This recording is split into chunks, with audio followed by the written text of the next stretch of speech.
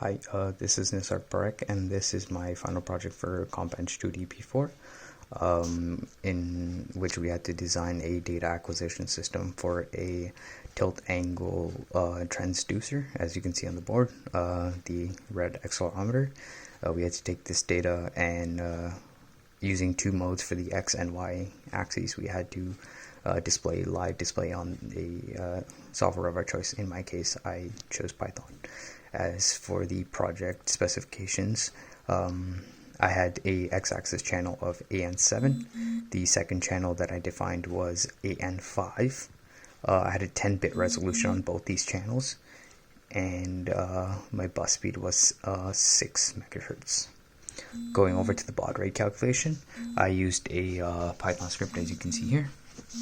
So I took the possible rates that are defined in the SCI file, and using those rates I ran through every single one of them to calculate a divisor, and based on that floating point divisor, I rounded it to find a current rate and found the percent error between the theoretical rate and the current rate, and took the highest one with a error rate within 6%, which turned out to be 38,400.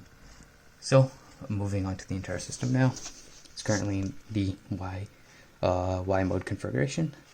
As you can see, as I move the Y-axis, the BCD display changes accordingly, where the first set of LEDs display the tens place and the second set the ones place. Moving back to Python now, if I run the serial communication code, we can see the live plotting taking place as I tilt the device up and down.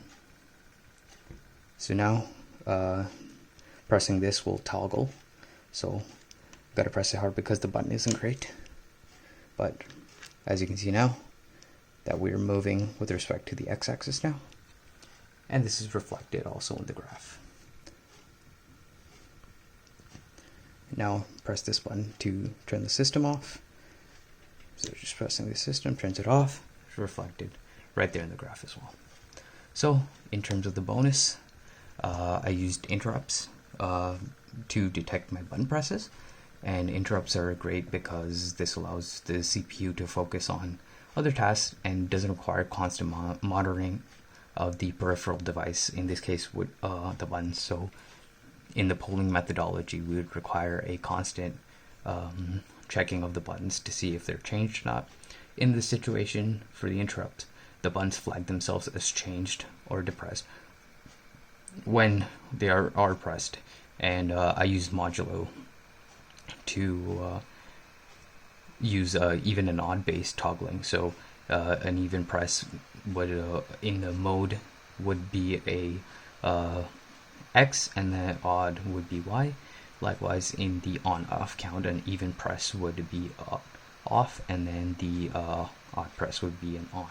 So overall, this project provided a lot of insight into the development of these embedded systems and data acquisition systems, but the most crucial learning point, I would say, would be just decoding the various different data sheets and how to implement the different registers and code the different registers on the Arduino, and for any microprocessor system for that fact.